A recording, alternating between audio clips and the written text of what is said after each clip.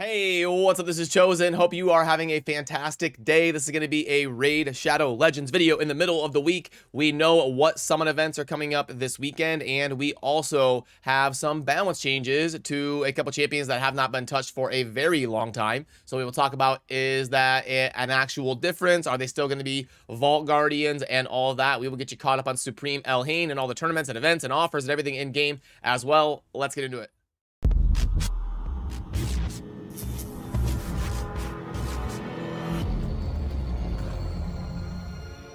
Alrighty, so first of all, we have got confirmation this morning from Plarium that there is going to be 2x Void Shards going on this weekend. Now, it doesn't look to be that there's going to be anything double dipping with it. There's no Summon Rush for Fragments. There's no CVC. There's no guaranteed champion or anything like that. So, it's going to depend on you and your account if you want to pull shards or not. But, like, given how often they're doing, like, 10x's for Acrisia and guaranteed events, and the next Fragment champion or fusion champion with Summon Rush and Champion Chase stuff is going to be right around the corner as soon as Supreme Elhain ends. There's just stuff coming so often that I don't even know if I'm going to be pulling during the 2x. As you can see, I only have 30 Void Shards. It's hard to stock up on anything these days, but just to keep you in the loop, there is going to be 2x Void Shards happening this weekend.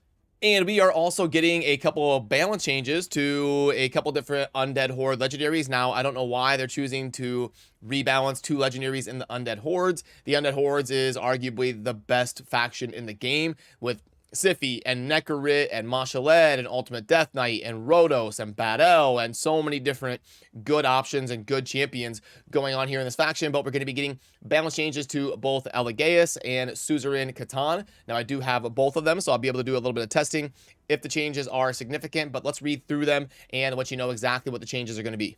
So starting with Suzerain Catan, now there was actually a point in time back in the day where he was a little bit like platinum meta-ish because he had this ability here on the A3 that could remove shields and not be resisted. So he did fit into some cool comps and do some cool things. So it's not like he's always been a just a pure Vault Guardian, but it is nice. He is one of the legendaries that could use a little bit of a spruce up to stay current with the raid meta. And the changes that he's going to be getting is Hex of Years, getting a damage increase, and then let me pull it up actually right here. So Hex of Years getting a damage increase, and then getting a 70% chance of placing a weaken debuff for 2 turns, and also a 40% chance of placing, or 45% chance of placing a decrease defense for 2 turns as well. So basically, this just means that he is going to be a lot more reliable on this. Honestly, there should be a book added that makes it 3 turns as well. This is going to be a little bit power crept if it's just a weekend defense break on a 4-turn cooldown for a legendary. It's not quite good enough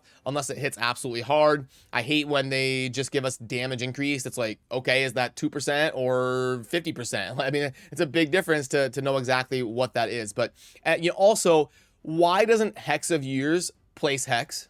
Like, it's literally called Hex of Years. It should be one of the most consistent Hex debuffs. It should be like AoE Hex for 4 turns or something. I don't know why Hex of Years is not a super consistent Hex debuff. It's like calling in an ability like defense break, and it doesn't do any defense break of your opponents or something. So kind of funny there. Or calling an ability revive allies, and then it doesn't revive your allies. So yeah, interesting choice there. But he is also going to be getting an increase to damage on Banish of Time, which again, we don't know what that's going to be. It could be minuscule, it could be awesome. We're going to have to wait and see what the multipliers are going to be and then test him. But anyway, he will be a little bit better than he was before and a little bit more reliable as a champion.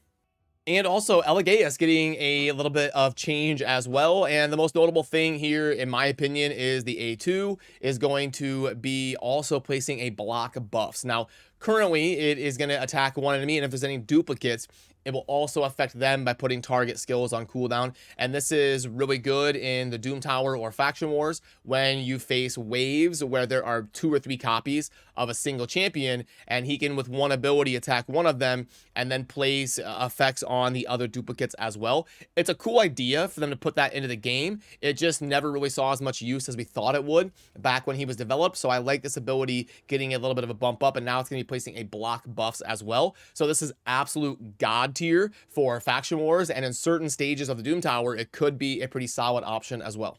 Then for his A3, it's getting a little bit of an adjustment to be a little bit more consistent and affect the turn meter a little bit more. I don't think it's quite as game changing as the A2 change. And then the passive is a pretty big change. It's going to be going from a booked up 5-turn cooldown to a booked up 4-turn cooldown, which kind of keeps in line with the power creep of Raid. We can't have legendaries with abilities that are on 6 and 5-turn cooldowns. It just does not work within the context of the game unless they've got some sort of mechanic to get extra turn meter or get extra turns or something. It's just not good enough for a legendary. So I think that is a welcome change for sure on Elegaeus' passive here. And then there's some other ancillary stuff, like a little bit more max HP and heal and a little bit of randomness here. Then also, he is going to be getting an aura of increased ally accuracy in all battles by 60. I like that.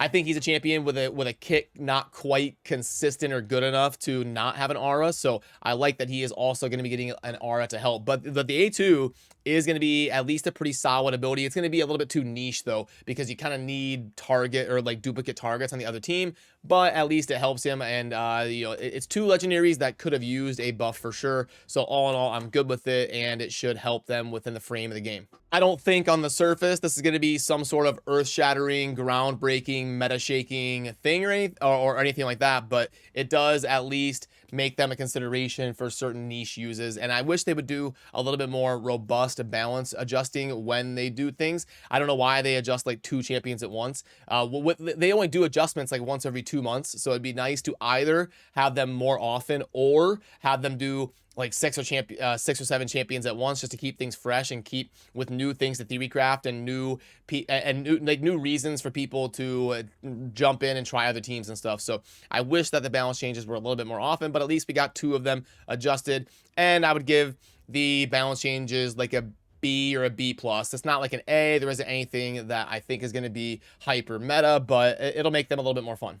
Then for the Supreme Elhain fragments, if you're going for her, I do want to say really quickly, even if you're not going to finish Supreme Elhain, which I fall on that boat, I intentionally made the choice that I'm not going to finish. I'm going to end up with 90 or 95 fragments.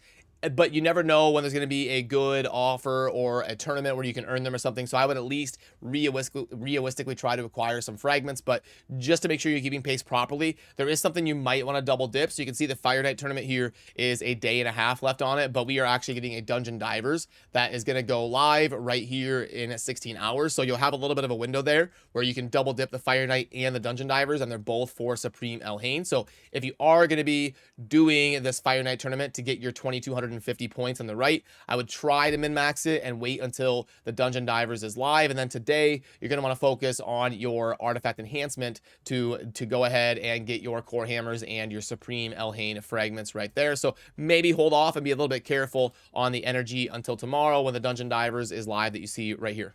And your daily reminder that the Doom Tower is about to reset. So just keep that fresh in your mind and kind of complete those as you go along here. And then let's see if there's anything worth talking about in the shop. So, no. Oh, wait, that's 22 for 19. That might be getting slightly better, but still not amazing. The monthly, let's see. Oh, the speed packs are back. Watch out. These are actually good for the super high spenders, like the people in the top 10% or so of spenders, that these can make sense if you're trying to compete in the arena and really ramp up how many good speed pieces you have for optimizing the max speed you can build on your account. The skin. Oh, I want to talk about this because we had a poll. Which, by the way, massive shout out to all of you for participating over in the community tab. Look at this, 7,000 votes on a poll that we put up yesterday. Absolutely incredible. I appreciate all of you. Amazing work. This really helps us be able to discuss things that are going on within the game and react to some of the stuff, like seeing only 3% of people incentivized to buy the Glacial Fury Rhonda skin here, even though Plarium is massively discounting the price. And, you know, maybe this was their plan all along. I think I actually said this when they released the skins, because we saw that they were $50 a piece, and I was like, you know what they're doing here. They're going to be setting the market. They're going to be like, hey guys, skins are $50 a piece. And then when they offer them for $15, they can be like 300% off, and they could write that in the shop or whatever. So I knew that was the plan, and we were kind of on to that. I think skins are going to, I think legendary skins are probably going to settle around like that $10 to $15 range. like we see right here, but even that is only getting 3% purchase rate. I think if it was 10%, or I think if it was $10, it would probably double to like 6 or 7%. And then if it was like $5, it would probably ramp all the way up to like 25 or 30% of people buying it. So Plarium's going to be kind of monitoring that, I'm sure. And hopefully the skin prices continue to come down a little bit. I would probably buy it if it was like $5 is probably what it would take for me to buy it personally. Like for 15, I'd rather spend that towards like a pack or something, because they need to do a little bit better job of featuring the skins in game. You can only ever see like the back of your champions and stuff. So I don't know. It's cool, but I do think there's still a little bit of work to go on the skins pricing and how they kind of function in game, even though they are very, very well done and they look super cool. This spring pack is going to be going on for a while. It graded out as like a 1.25, so it's pretty decent for the medium to high spenders, but it's not some like, you know, insane amazing pack. And similar to this one, you can see it's a sacred pack with a purchase limit of 2, so you already know it's not going to be incredible, but it's probably about the same thing, like a 1.25 or so. So I don't see anything super noteworthy in the shop today, really. So there we have it. Remember to subscribe on your way out if you enjoy daily Raid Shadow Legends content. And if you're pulling Void Shards this weekend, good luck. I hope you summon something amazing for your account. And let me know down below if you plan on holding off or all that. I might do a poll over on the community tab and see if people intend to pull Voids or not. So that'll do it for me on this one. As always, thanks for watching. Have a great rest of your day. Peace.